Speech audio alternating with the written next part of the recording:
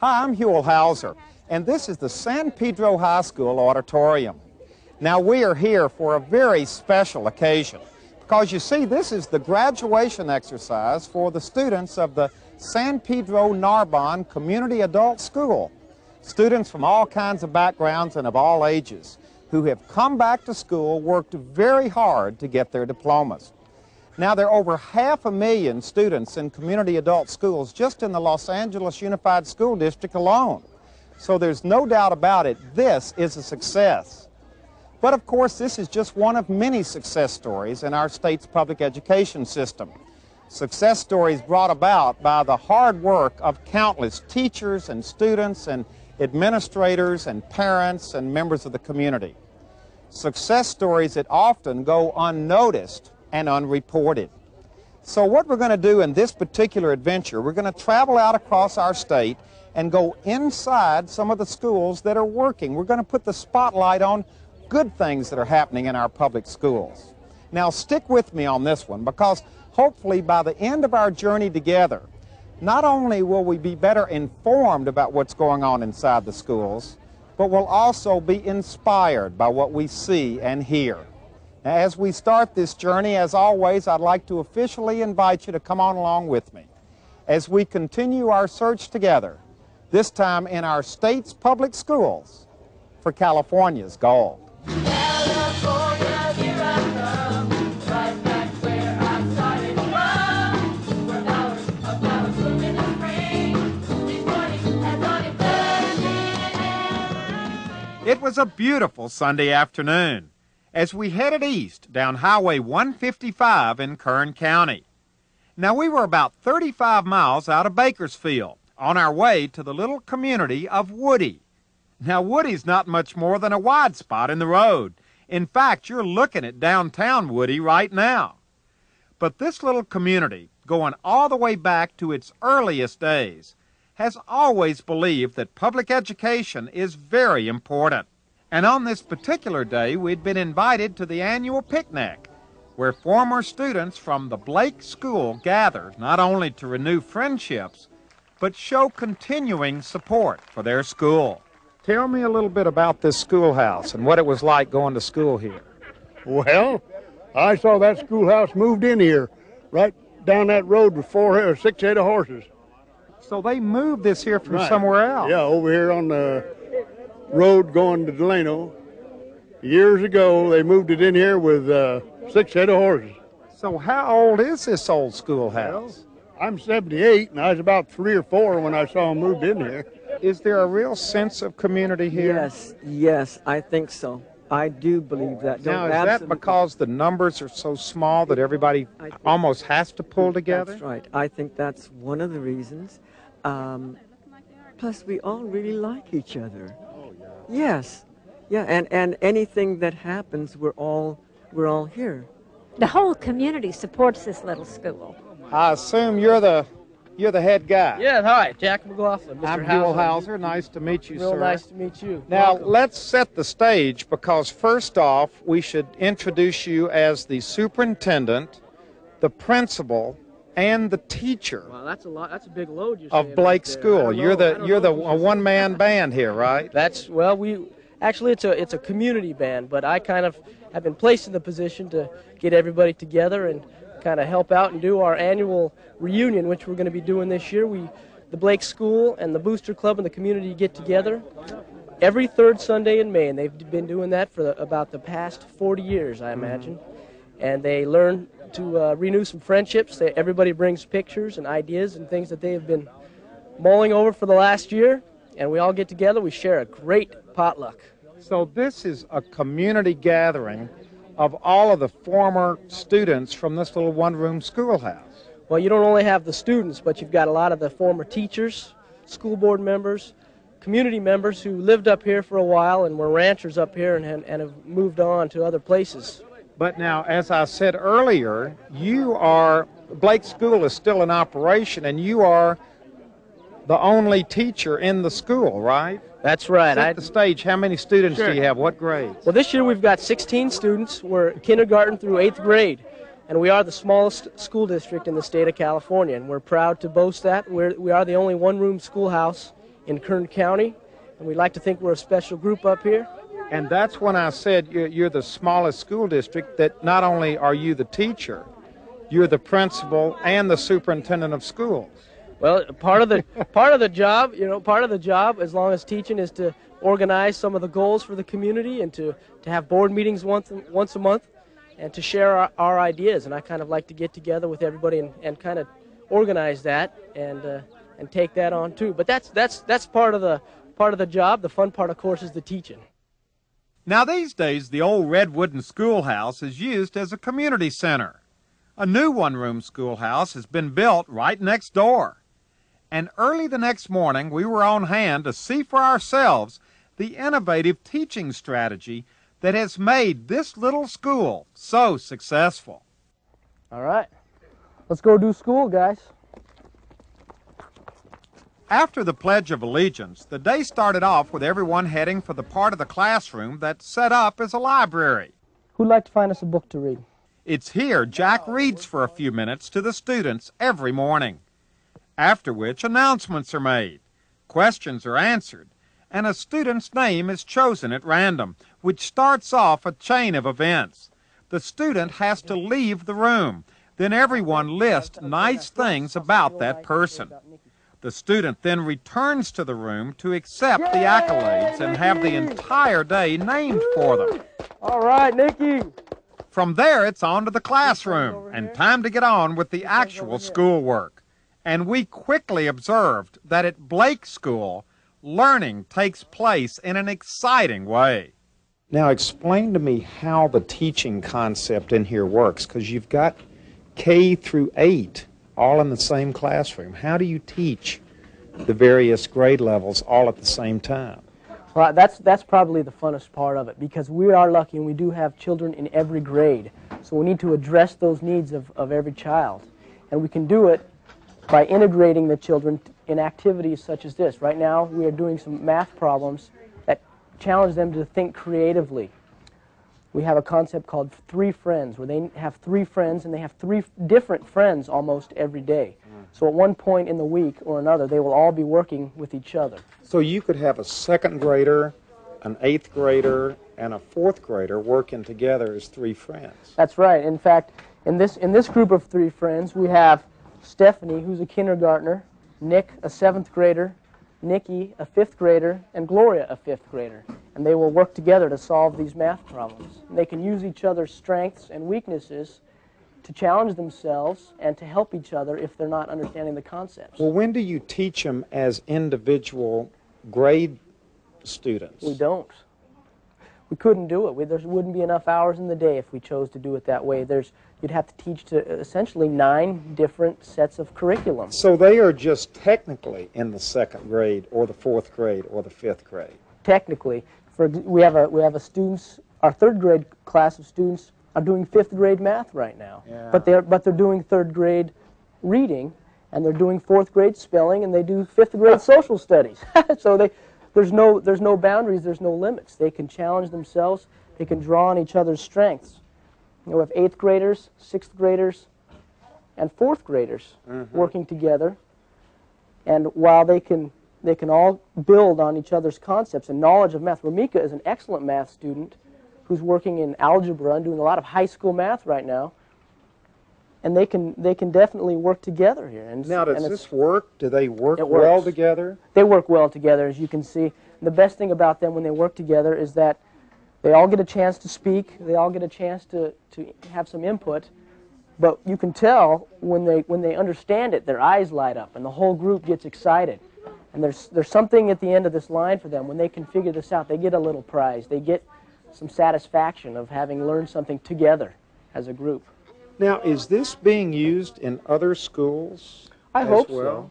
I hope so. There's the concept of, years ago when there were many more one-room schoolhouses. Yeah. Well, that's how this country was. That's how this country was, and we studied that, and we think, well, why do we get away from that, and why did we choose to fall apart? But I think what you're seeing in a lot of public education is a lot of schools and a lot of administrators and teachers working together with parents and community to say what's the best for our children. We want to create an environment where the children want to take risks. They aren't afraid to reach out and be creative, and they want to use their intelligence to relate with one another and complete the tasks. And if you combine all those things, you've got a group of talented kids. Now this is the kids' favorite time of the day. Uh-oh. Hey!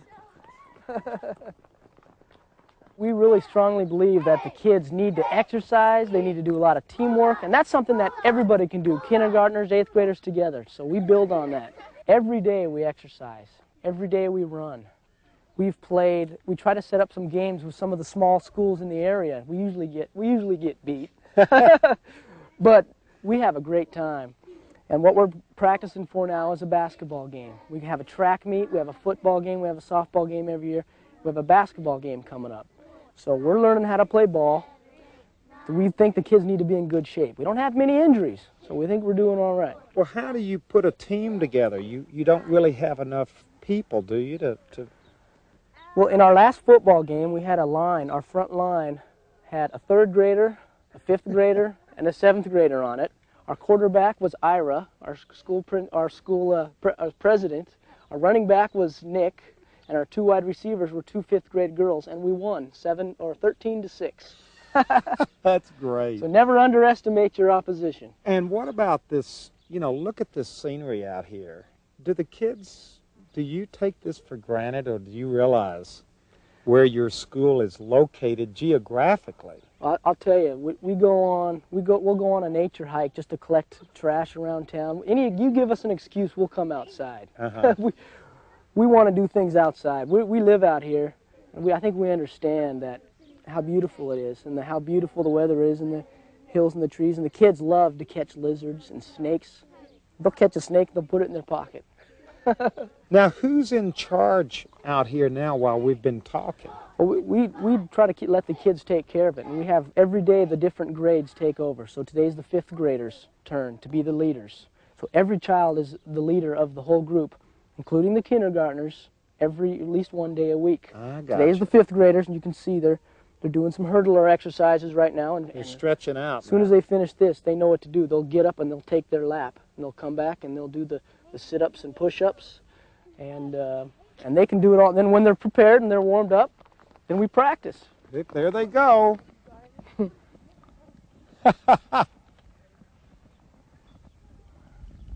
We have one girl who won the mile for the county 2 years in a row, and we have another. And a lot of our kids are great runners, long distance and sprinters. That's great. We have one girl who forgot her shoes today, so she's running barefoot.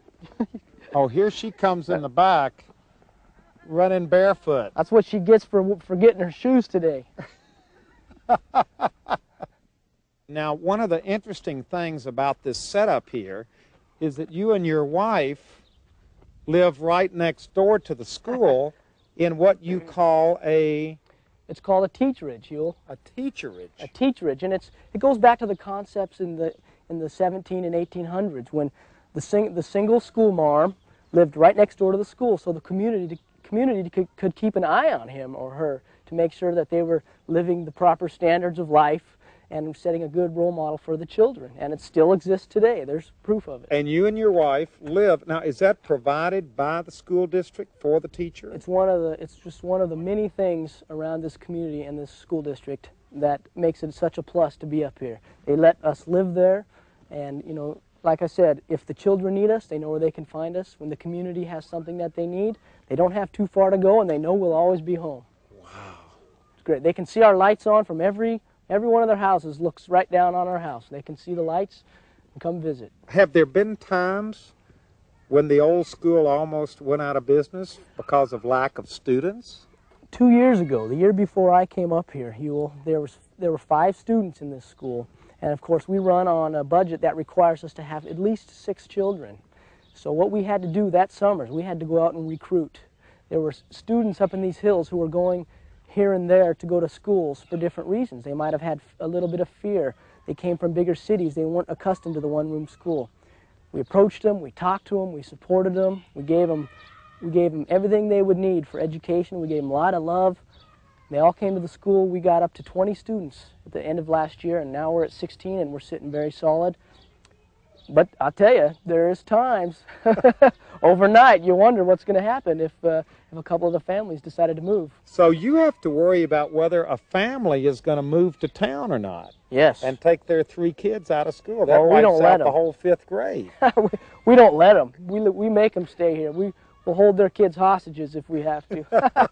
I tell you, we couldn't ask for a better student body. They come here, and we don't want to lose anybody. When somebody moves into town, are they made to feel welcome in the Booster Club? Oh, yes, I think that they are made to feel welcome into the community, and certainly into the Booster Club, and it takes them a while to think, what is this all about? You know, why are you doing this? Well, we're supporting our children. This is our future. Once they graduate from Blake School and they go on to high school and elect to go to college, they're also, all they have to do is bring us the transcript of where they're going to college, and we will give them financial aid to help them through school. So we don't just stop when they're... Well, we also give them savings bonds every time they graduate. Yeah, So every graduate gets a savings bond from the community. Yes, basically from the community. Now this is amazing. This little girl isn't a student here. Well, if we could get her into the school, we would, but she's only 3 years old, Huell. She's a future Blake School Bulldog. She'll be here in a couple of years, and she loves to read. The kids love to read to her. When she comes to school, her mother can't tear her away. She loves it here. She's getting that. Since we don't have a preschool program or a Head Start program up here, this is to us is the next best thing. And she's being read to by a 4th grader, A fifth grader, Nikki and DJ. So this is considered part of the daily routine? I mean, it's all right for her to take time off to read to this little girl? So, hey, if sometimes the high school students don't have school because they have days where their teachers get together and they get the day off. So instead of going home and playing with their friends, they come to school and we sit them down and we brush up on their math subjects. Wow. They love coming here. Everybody loves coming. Now, what's going on now? You've got the groups split up here now. Now, we kind of call this our choice. The kids have a choice of 4 different activities, and what we do... All right, over here. Yeah, over here we have our math activities. We have a math trivial pursuit game, which challenges the kids in math, and of course all the kids are working together. We have a girl here who is learning her multiplication table, so she's getting a little one-on-one help from a parent volunteer. There's the parents. The parent and then these students. Now Travis is interested in geometry today. He's taken some time. Now we do this in addition to our regular math program. They all do their math lessons every day. This is in addition to it. It gives them a little motivation to have some hands-on. Now he's making different parallelograms, triangles, and he's making a geometric pattern. I gotcha, with the rubber bands. With the rubber bands. Okay, so we got math going on here. We got computers over here. Yeah, we try to think that we keep this place stocked up with the best equipment. Just because we're a small school and we're somewhat isolated, we don't think that's any excuse not to give the kids the best opportunities to prepare them for high school. These are brand new Macintosh color computers that we've bought for the kids. And I'll tell you what, they can play the computers. They're not afraid of them, one bit. Okay, so we got computers, we got math, we got the microscopes going over here. This is the science over here. Well, we chose this year in our community, we said, what is an area that we want to focus on this year? And the kids and I sat down, the community we all got together and we said, let's focus on science. We were kind of lacking some science. Now, what they're doing here today is someone in the community has dropped these off. These are owl pellets. And what they're doing is they're dissecting them. The community members find these in their pine trees. The owls drop them. And what it is, it's a regurgitation of whatever the owl ate the night before. And so what they're looking for are skulls and different kind of bones, and then they wash them off and soak them. They find out, according to this guide, what the bones are. I got you. What type of animal it is. It has a list of all the different kinds of animals. Wow. And then they'll try to, what they'll do is they'll build the skeleton back together and decide and make a scientific conclusion on what animal was eaten. I don't know if anybody's found a skull yet. So we've got which graders here? We've got Justin, a 2nd grader. 2nd grader. We have Jason here, who is a 6th grader, and Ira, The 8th grader. The 8th grader. So we're all working together. at one time, we have science going on over here, computers over here, math over here, and reading over in the corner. And what I'll do is I'll go with the groups. For example, I'll go with the reading group since they can use a little more instruction, and I'll sit with them and we'll read our reading stories and we'll make sure we're in the right area and we're getting our vocabulary learned. The science kids, as you can see, they can do a lot on their own. Now, when they need me, they can find me, or they can. But most importantly, see, now that you have an 8th grader over there and a 2nd grader who are not afraid to ask each other the questions and learn from each other. And that's where you get the switch back and forth all day? Well, we do this for about an hour and a half every day. Every 15 or 20 minutes, whatever time they need, there's no set time, they'll switch. So everybody, in a sense, you're teaching the kids 4 lessons in about an hour and a half. They can get 4 lessons in real quick that include independent learning. They also include group learning. They also allow the kids to think independently as well as together as a group, depending on what station they're at. So you can kind of build it all in. There's so much energy in this classroom right now with all of this going on. Yes. It's an amazing kind of a feeling in here. We try, like we said, we want to give these kids opportunities. We take advantage. We have somebody brings in owl pellets. We say, well, hey, can you bring in enough for everybody? We use them in the classroom. This happens every day. Kids have questions. They're not afraid to raise their hands. The energy level here is great, and you can feel it because when you hear the kids talking, now we don't like a silent classroom because we want to hear the kids talking. You can listen to the different conversations going on. The conversations are focused on whatever it is that they're learning at the time. And that's the conversations are questions. They're questions. That means there's learning going on. There's learning going on. Definitely learning going on. From the small rural community of Woody, we next headed north to the big city of Oakland.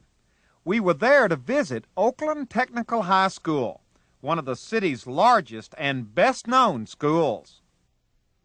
Good morning. Good morning. I'm Huell. I'm Patricia Clark, and welcome to Oakland Technical High School. Well, now we're standing in front of Oakland Technical High School, but really you invited us here to see the Health and Bioscience Academy. Right. It's a school within a school that's been at Tech since 1985, and we have 240 students getting prepared for careers in health and in biotech. So really it's like a smaller school within the larger school. Yeah, we have the students 80% of their day for 3 or 4 years. Most of them enter as 10th graders, and they spend time here at school getting prepared in their classes, and also out in the community and at hospitals. They do internships. But here, what you're going to see today are students in their classrooms. They take science, English, math, history, all in the mathematics, lab classes, computers, all in the program. So they start in the 10th grade. Yes. Going off on a track that's going to prepare them for careers in the health field, is that it? Yes, and then there's actually, it's lifelong learning in a sense. We do have 2 articulated agreements with community colleges in the area, and we're articulating with 4-year colleges. So some of the classes that you'll see students in also count for college credit and give them a head start. Plus, we're developing a health youth apprenticeship program where some of what they're doing now is then validated and accredited by the hospitals. But it's connecting school and work and community. It's taking down walls. You'll have fun. Come on. Well, now this is well known around the country, isn't it? This health academy. Just recently, 2 of our students, and one you'll meet today, were invited to Washington, D.C., and they were among 60 students invited nationwide for the signing of the School to Work bill. And we were named earlier this year by the White House as one of 6 models for restructuring secondary education. Wow. So this is something new and exciting that's happening. Yes. I mean, it's this whole idea of changing schools so that students feel the connection with what they're doing in school and what they want to do for the future. And what we're seeing that's real wonderful about it is math starts to have meaning. You know, I'm doing this because it's helping me get ready for this. It's involving students with a lot of adults. There's a lot of adults that come here into school, and it also gives students a chance to be out in the community working with adults. Wow. Well, we're off. We're going inside of Oakland Technical High School, specifically to the Medical Academy. Oakland Health and Bioscience Academy, but it's true. Everybody calls it the Health Academy. The Health Academy. Now, Pat had a full day planned for us. First, we sat in on a presentation of some of the senior projects. Then we visited the lab and watched as students worked on everything from taking each other's blood pressure to identifying different body parts. There was also a demonstration of CPR. And it became clear early on that the curriculum at the Health Academy, even inside the classroom, is very much hands-on. But what happens inside the classroom is only a small part of what's going on here, because the students at the Health Academy spend a substantial amount of time off campus at places like the Kaiser Permanente Medical Center. Hi, good to meet you. Nice to meet you. Are you going to kind of take us around inside? Certainly, as far as the laboratory is concerned. Yeah, well, now the laboratory is just one of the places where the students come. Yeah, the students come to over 20-some departments here as part of a career orientation program. And then in the summer, Kaiser actually hires as many as 40 young people in internships here. And next fall, we'll be starting a formal health youth apprenticeship. Wow. Yeah. So this is the school away from school here. This is a school. This is a school and a hospital. Here we go inside. Now, you've been working with students from the Health Academy for a while now, haven't you? For about 2 years since I started with Kaiser.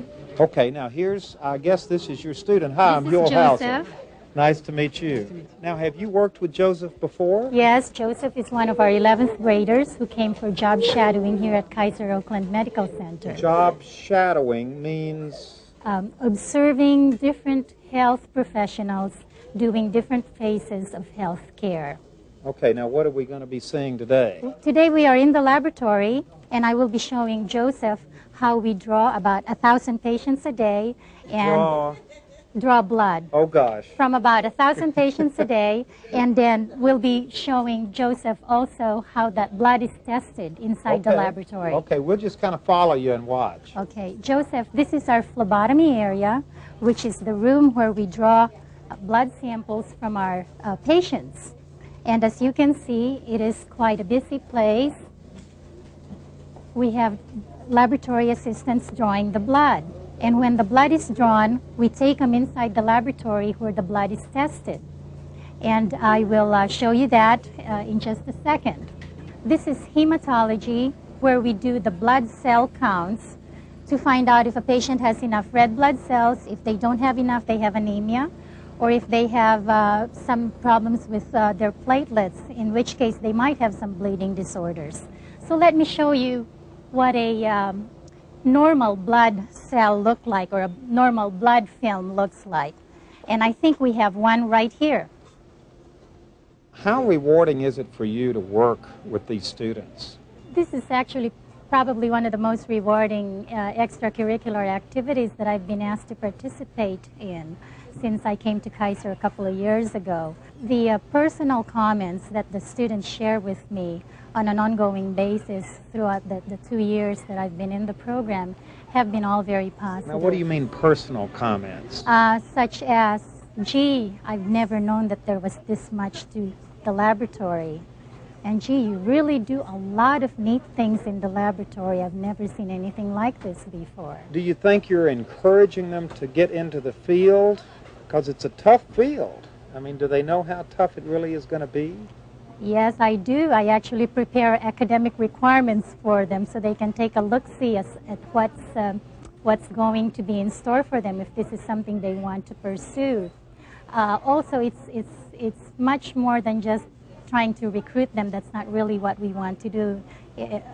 Not try to recruit them into any specific area, but to show them what these different areas are and see if there's a match somewhere down along the line, some area that they might be interested in that they didn't even know anything about before they started the program.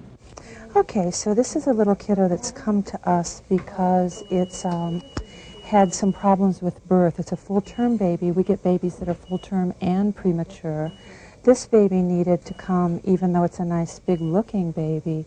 There are other things that we need to observe pretty closely so that this baby would be in the unit. Now, do you feel like that this program, that you've learned a lot from from visits like this where you get to see different parts of the hospital in operation? Yes, very much so. What have you learned?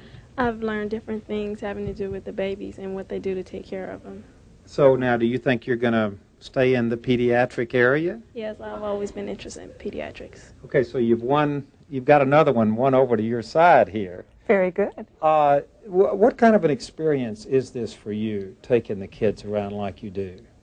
Well, I guess for me, it's an opportunity to show people what we do here, and particularly how many other jobs besides just being a nurse and being a doctor happen to make a nursery run. And I have teenagers at home, and so I find them fairly intriguing at best. So I find it a way to open up opportunities for people to see what's out there that they might not be able to see otherwise. Do you get good questions, good observations from the kids? Tremendously so, yeah. They see things that we don't even notice because we take them for granted, and they ask really good questions and keep us on our toes, so that part's fun. Do the kids come into this knowing what's ahead of them? Are they... No, because a lot of them haven't been exposed to the medical profession. I mean, they've read about it, but to actually get hands-on, and that's one of the things we try to do here in diagnostic imaging, is give kids that hands-on. Let them touch the machine. Let them see examination. And then I think they get a lot of it when they're not just sitting around looking at the workers do it. I think they'll get more involved. I haven't had any problem with any kids I've had. I think they've all been great. Now, you've been with it since it started in 1985. Right. Have you been surprised at the energy and the enthusiasm that the kids brought over here? Yes, because being from the inner city myself, there's these perceptions that these kids don't want to do anything, but and all the negativity that has been brought in originally. But I think the program is going. I see more kids in it. I see kids that when the program was only 6 or 7 kids in the program. Now I'm seeing 20, 25, 30 kids get into it. And it's not an easy program to get into. There are prerequisites. There are things that these kids have to do to come to this facility and to get into this program. So are you saying that there's more to it than just the academics? Oh, yes. It's a lot more to it than just academics. It's the atmosphere, it's the teachers who are so rare because they're the ones that are extremely dedicated to what they do, and they care about the students, and that's rare to come by nowadays. Well, the students care about learning too, don't they? Exactly, because the teachers care about them. So they want to learn. They're eager for more knowledge. So if you were evaluating it as a graduate, would you say that this is something that works? Oh, yes, it's something that works. I'm a product of it. I'm going to college, and I would have been the least likely person to ever be expected to go anywhere. Really? Yes. Were you a good student in the classroom? Well, you can say that I'm a typical learner, that I will just sit and absorb. I'm a passive learner. And through the program, I learned how to be active and be a part of the learning process. And I was able to tell them what I need, my goals are, and this is what I really wanted to do. So this got you out of that sitting at the desk, passive. The typical lecture, the typical absorbing everything that you really sometimes need or not need. And I was able to interact with the faculty most of the time. And you were motivated? Yes, I was motivated because I see the light at the end of the tunnel. Do you think a lot of kids, is that the problem, that a lot of students can't see the practical use of what it is they're learning in school? Yes, in the system in our education right now, we see a lot of classroom lectures, but they don't see the whole picture outside of how to apply what you learn. With the Health Academy, you have those clinical sites where you really actually apply what you learn right after you have the lecture part. And that's usually within a week. You go out there and learn it. And application is really important with the kids because it needs to be tangible and it needs to be right there as they see it as they go along to help them go farther.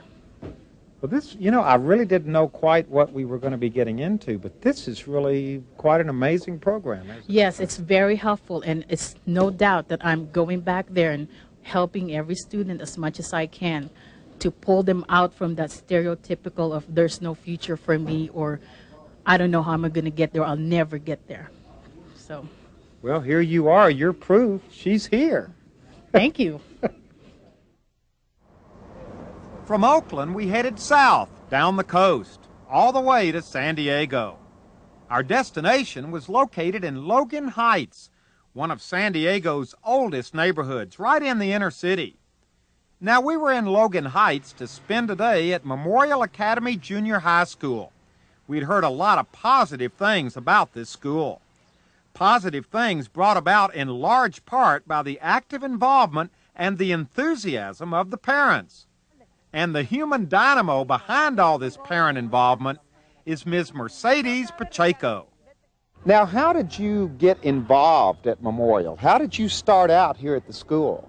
About 9 years ago that I have to find a school for my kids, and moving from a private school, we tried to find out the good school for them, and this is my neighbor's school. I live about 3 blocks down here, and I came and find out, and I hear so many bad things about the school.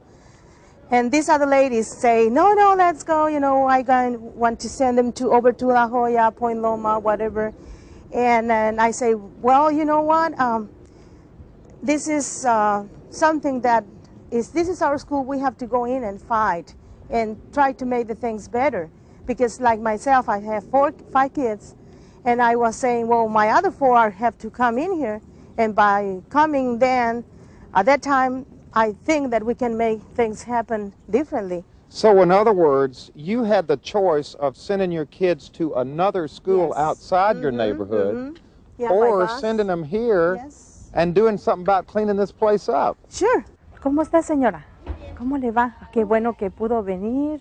Mucho gusto en saludarla. Pásese. Joven, qué milagro. Now, it's something to watch Miss Pacheco in action. She's all over the place, greeting parents who were arriving at the school library to attend a PTSA meeting, which of course she had organized in the first place. Then you could find her talking with students between classes, or checking in with parents who were on campus as volunteers to monitor the hallways, the restrooms, the cafeteria, or actually help out teachers in the classroom. If it's happening at Memorial Junior High School, you can bet Miss Pacheco is part of it. Do you stand out here during the breaks? Yes, we have to come out. And what would you do out here? Well, check that the kids have to go to their classes. Don't stay in here. Don't lose time. They have to be in time. And at the end, we have to look like don't make those kind of things, you know. We just, here, pórtate bien. So now, when you say something to them, do they pay attention to you? Well, some of them pay attention to me. Of course, sí. Súbete ese pantalón, a ver. Súbete ese pantalón. What did you just tell him? To pull out the pants. To pull up his pants? Yes. Because sometimes they just want to wear them like they going to lose them anytime.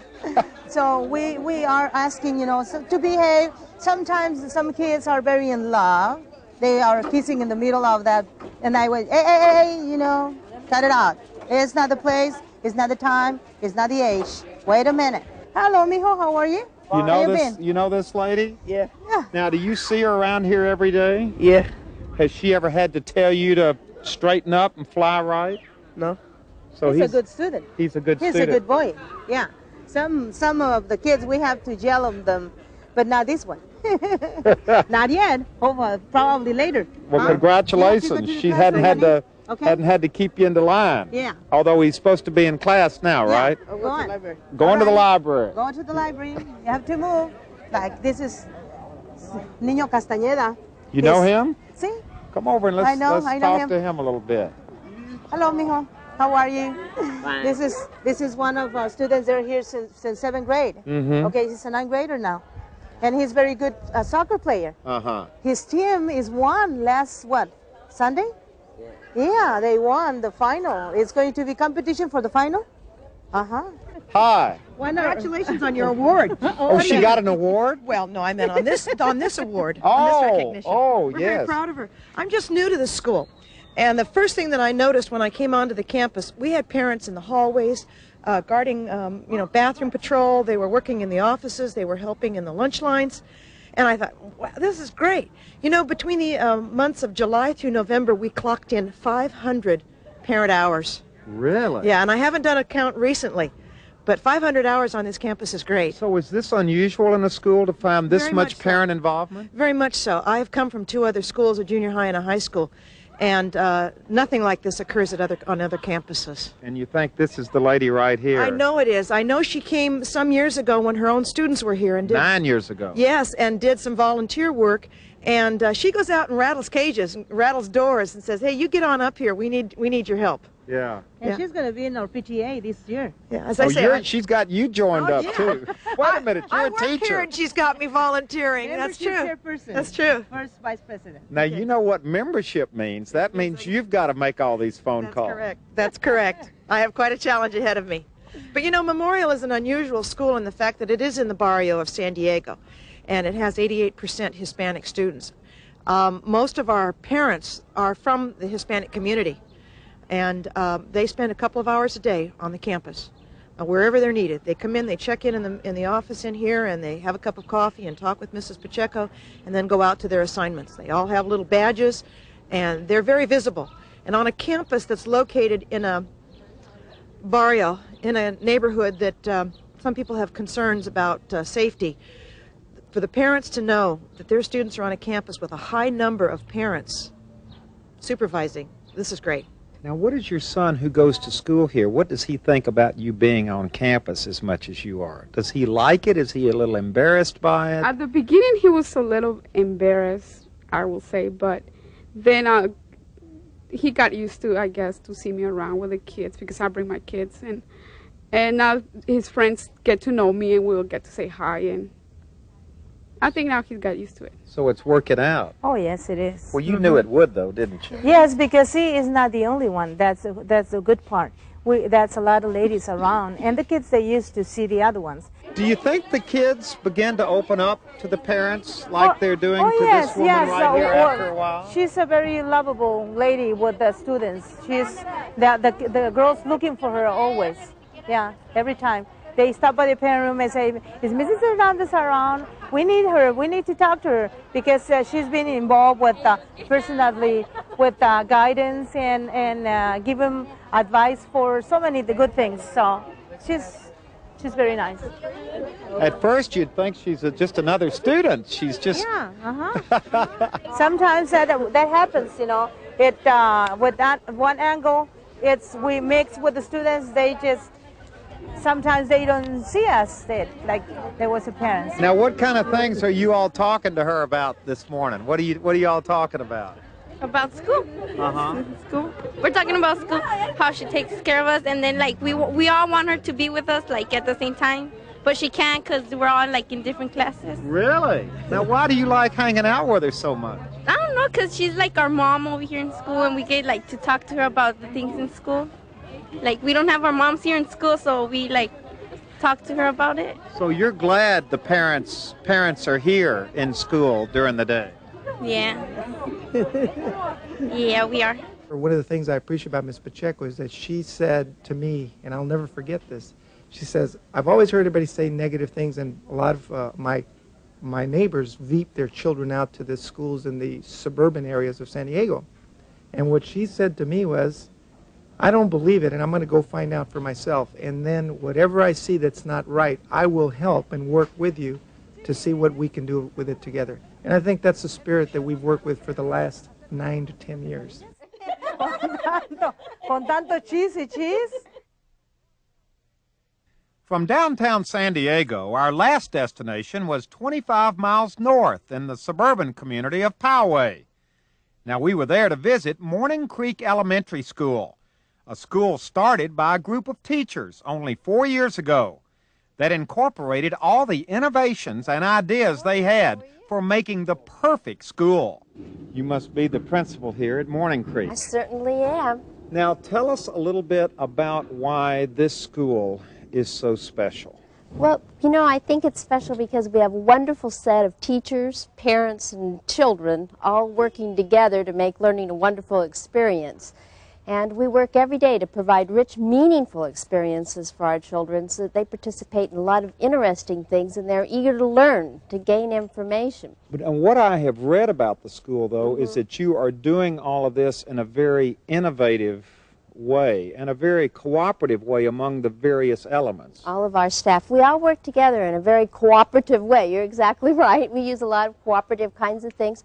We use site-based management. Our teachers have a lot to say about how the money's spent, who's hired, and how classes are formed. We use thematic instruction so that our children all participate in lots of writing, reading, and things that are meaningful to them. We have lots of parent involvement, and we have lots of teachers making lots of decisions about things that happen in the classroom so that children are motivated. Now, for a lot of people like me who are not in this on a day-to-day basis, you've used a lot of terminology that sounds great. Real nice. But when you come into our classrooms, what our children are doing are lots of things that are fun and exciting to them. And that was an understatement. Because during the rest of the day, as we visited classrooms at all grade levels, it was amazing. I have never seen so many students and teachers and parents having so much fun in school and learning at the same time.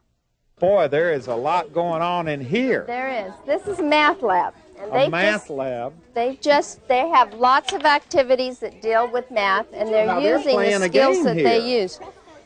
They're playing a game with money. They're adding, subtracting, and keeping track of their money. Oh, I see. Where's the teacher? So she's in the back over here. Hello. Hi, I'm Huell. Hi, nice to meet you. Now, the average person who would walk in here, they'd look around and say, these kids are playing a game in here. They sure are, and they're learning while they're playing. Now, what are they learning? Well, this game is learning to manage money and to make change. So they're learning how to make change after they spend a certain amount of money. Then we have other cards over there. They were practicing multiplication, and they were also making change. And we have another group here who's learning how to work on the computers. On the computer.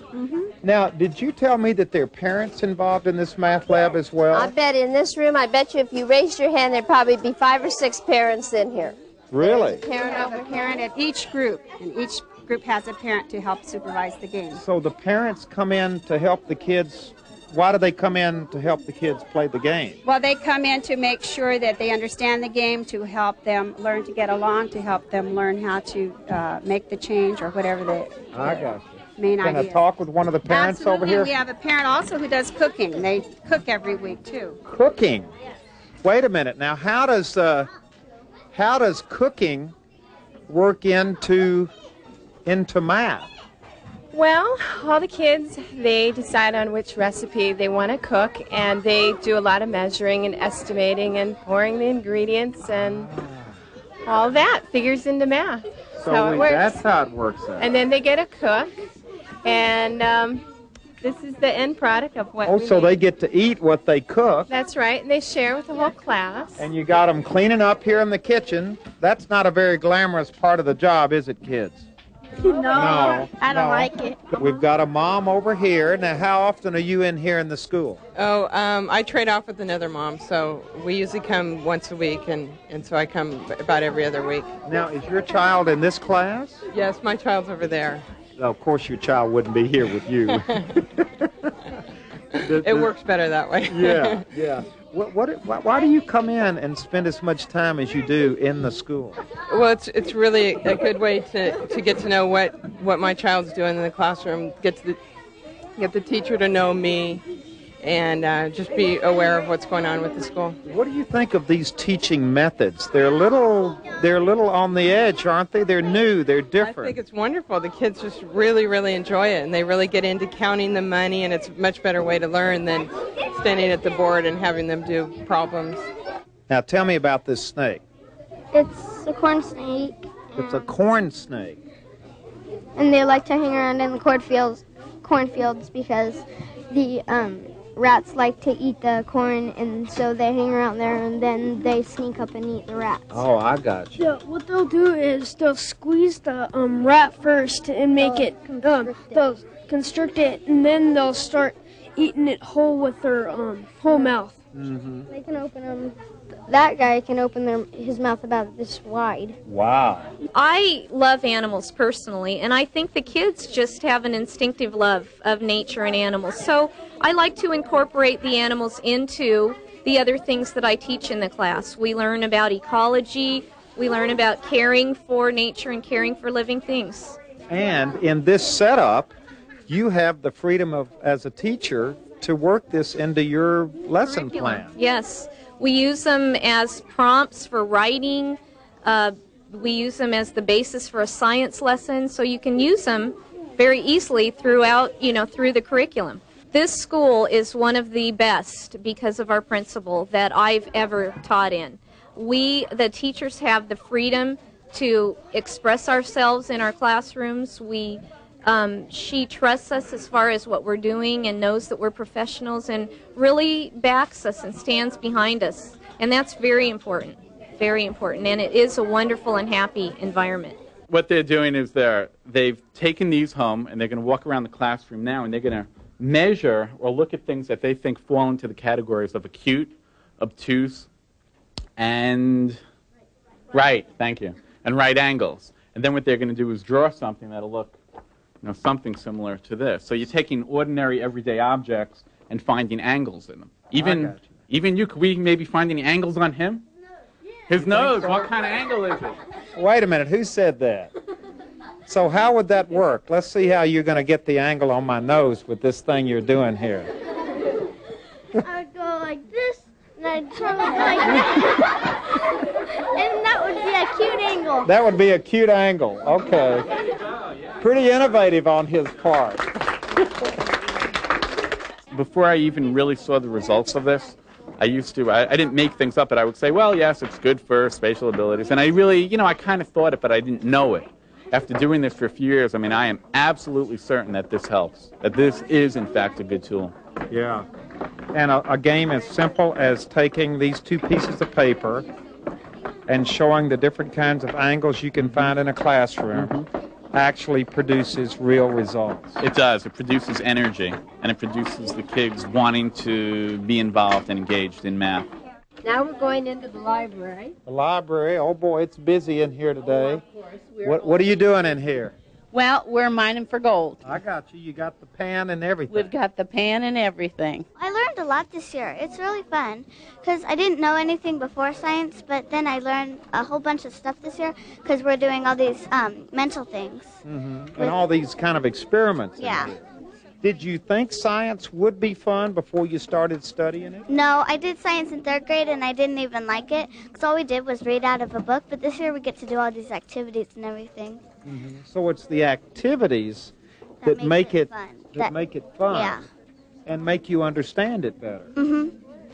Because I didn't understand it without the activities, but with the activities it's like, wow, I didn't know it really works. I didn't believe it would work. Well, you're doing activities in all of your subject areas, aren't you? Yeah. Not just science. Yeah, like in, for example, for social studies, we play a game called Golden Gulch, and we also made wagons and everything, and we get to write about things and do all these different things. So we always discuss everything, so we understand it more.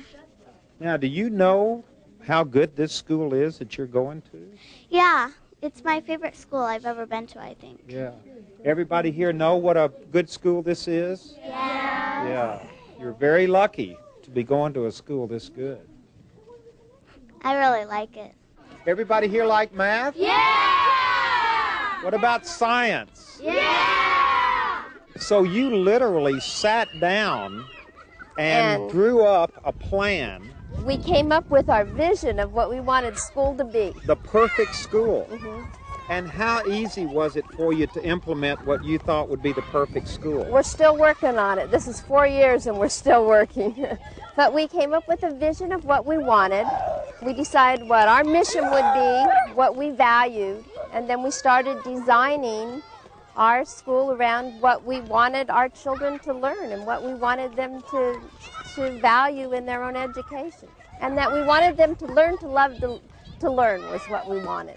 So this was something that the parents bought into from the very beginning? The parents from the beginning, before school opened, we had the parents all come together for a community goal-setting meeting. And we had a good 200 parents there. And they came and they then worked on the goals of what they wanted their children to do. So the top 10 goals for our school were developed first by our parents. And they decided what they wanted their children to do. They wanted them to be capable readers. They wanted them to learn how to write. They wanted them to use technology. They wanted them to like science. They wanted them to have a fine arts program. And they designed what they wanted, and then we built our program around what the goals that the parents wanted for their children. Wow. That's how we did it. Are you optimistic about the future of public education? I really am. When I see what happens in our classrooms and when I see what's happening, especially the last 10 years in education, and I see what our children are doing in school, I know that our children will be ready to be prepared for the future. And that's what education's all about in reality. Goodbye. Goodbye, kids. Goodbye. Well, I hope you enjoyed these success stories in our public schools. And in closing, I can honestly tell you that we have just scratched the surface. There were countless places we could have visited because there are so many people in this state. Students, teachers, faculty members, administrators, members of the community, parents, all of them working very hard together to make our public education system in California the very best that it possibly can be. I'd also like to add a personal note to those wonderful students we talked with. I'd like to thank them for sharing their hopes and their dreams with all of us. They are wonderful examples of California's gold. Goodbye, everybody.